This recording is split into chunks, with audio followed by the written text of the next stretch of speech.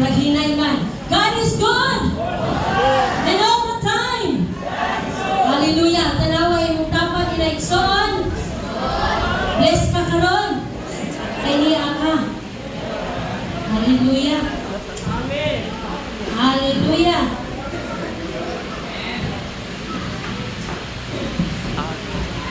Okay, pahilunan na ito itong mga bata.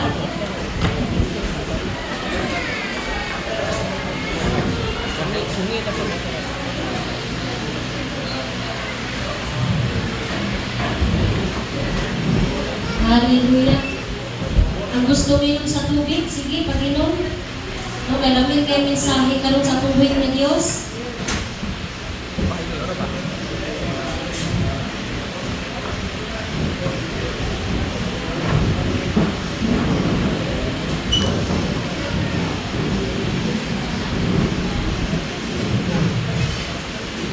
Igdasa, tanawa sa imong tapat, tanawa sa iyang naong, tanawa sa naong sa imong tapat. Igda, good morning, diha igsoon. No, kanang kinabuhi ba bro? Igda, good morning, diha igsoon. Kanang excited ka ba karon? Is you excited? No, excited kayo ta sa mensahe sa Ginoo. But before ta mo igsoon, no, bato sa mensahe sa Ginoo, ipenila sa nato ang alagad sa tubuhin ng Diyos. No? Pastor David is a man set apart by God. Called, refined, and sent to the nation for the glory of Jesus Christ. His journey in the ministry is marked by the sacrifice, obedience, and unwavering faith. So inana ang iyang kinabuhi sa no? Gihatag niya sa Ginoo ang iyang kinabuhi. Nagpagamit siya sa Ginoo, no? Matinud-anon sa tungbuhi ng Dios, no? He answered the call of God to the mission field in China, where he is faithfully served from October 2007 to April 25, 2010. Asa siya nag-mission field igsoon? China. Huwag kami lang ubang, nagnaga. The fire of his calling did not stop there. He continued his missionary mandate in Singapore from June 30, 2010 to June 2013, raising leaders, strengthening the church, and equipping believers to walk in their God-given purpose. His life became a living testimony of what it means to go wherever God sent him without hesitations and without compromise. Through the years, God has shaped with a deep burden for souls and passion for revival since October 1, 2021 up to the present.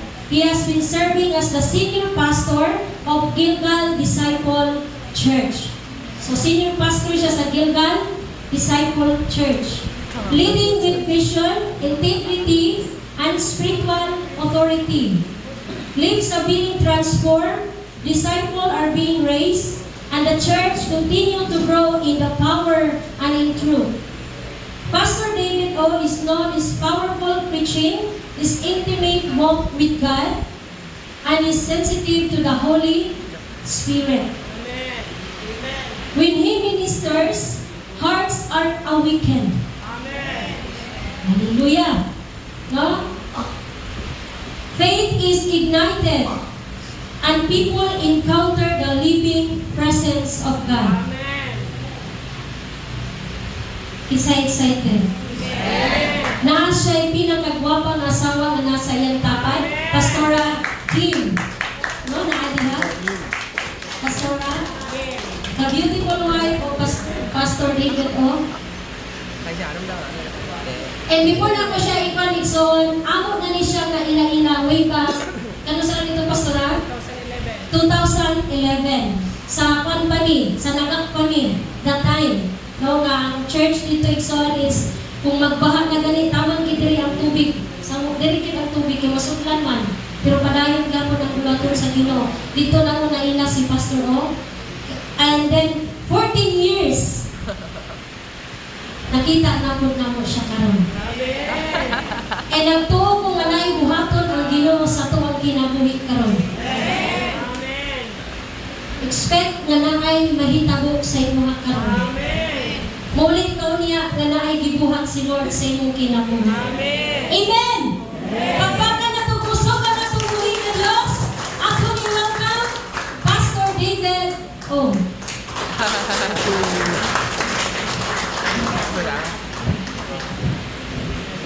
Sit lang.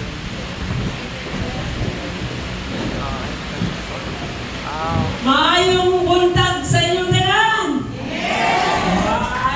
Amen lang ang inyong bisita si Juan, Kiko Pangilinan, okay na mo na ito. Pero kaya ang bisita nato karon presensya sa Ginoo, kanang kusog na amen. Maayong buntag sa tanan.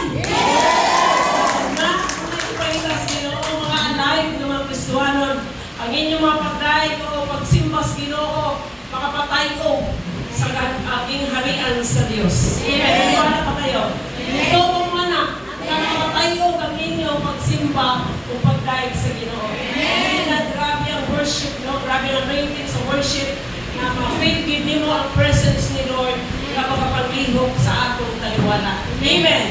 Nabati ba ninyo ang presensya sa Diyos? Wow, praise God. Ang New Jerusalem, din lang kini pangalan lamang, kundi mayroon kining significance sa inyong kinabuhi. Ganyan ang lugar mo o ang lugar na nandoon ang presensya sa Ginoo. Amen. Nandoon ang presensya sa Diyos o nahimuot ang Ginoo daani nga iglesia. Amen. So, hindi ko maglangay kay dili mo ko ang speaker karon interpreter lang ko. Pero kini ang akong dala na igsoon sa Ginoo o dili na po ibang ko sa inyo. Dili ni sa inyo nato, no? Dili ni sa mga kanabang mga imuna, dili imuna to. Ang mga dili imuna to, mga diwindi man na. O mga maingkanto. Dili man sila imuna to, kaya dili man sila kapareha sa atong dugo. Di ba sila kapareha sa atong lingwahe? Iba ilang dialect. Dili sila imuna to, pero pareha tayong ituhan diha sa Ginoo. Amen. Amen. Panapakan na itong Diyos. Ikaw ko ha. Dili na sa siyela, laging sa inyong kinabuhi. Okay, siya. Ayon sa sinabi, ayon sa istorya ni Pastor Angela nga kapangti na ni sila sa inyong kinabuhi sa una pang mga panahon sa pagpangalagad sa Ginoo. Bunga ka mo sa iyang mga pag-ampo, umay sa inyong banner of faith sa Ginoo. Amen.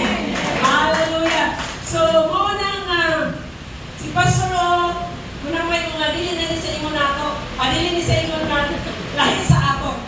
No, naa siya kapangti sa pagsugod sa buluhaton ninyo. Ugonin ni sila karon ang mga bunga sa panalangin o sa mga pag-ampo sa mga alagad sa Ginoo.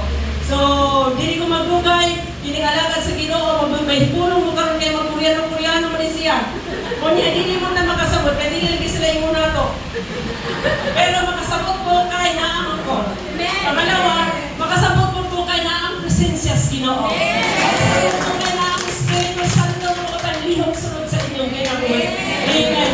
Kung pag-a-apples yung sa laputan, kung masabtan ninyo ang pulong sa Ginoo ng inyong pagkabatbaton. Amen. So isang palakpak para sa Diyos! So, kanisiya, ang among kinabuhi ni Pastor Archie, kung sa ministry na po, gini siya bahin sila mag-asawa. Pastor Ayim and Pastor O. Ang ilang mga pag-ampo sa unang mga panahon, di man nila dato dayon, pero dako kaayo o kaayuhan, dako kay katabang sa among ginawi. Pag nag-ampo ni sila, grabe kito batod sa Ginoo. Dili ni silang mga speaker ha, nagkatulad sa atong mga giro ng mga speaker na halos sundok-sundokon, dili sa nisip silang singgita. Hilong na sila mga ampo, pero doon sila sa Ginoo. Kaya kini lang mga kinabuhi, nakakonsentrate na yun sa Ginoo. Ano na yung nagkakapo? Alam niyo mga Koreans, mga Korean na sila. Ay kita nga ni, magkapo tayo sa minuto, buka na rin yung ta. Pero kaya sila, tagtulo ka oras, o 4 oras, 5 oras, lakmi kayo ng pagkampos Ginoo. Pero kita, pinipitik, walay namin magkapo sila, lakmi tayo magkampos Ginoo. Muna po, once na magdayo, magsimba, magkampos sila, tupagun sila sa Ginoo.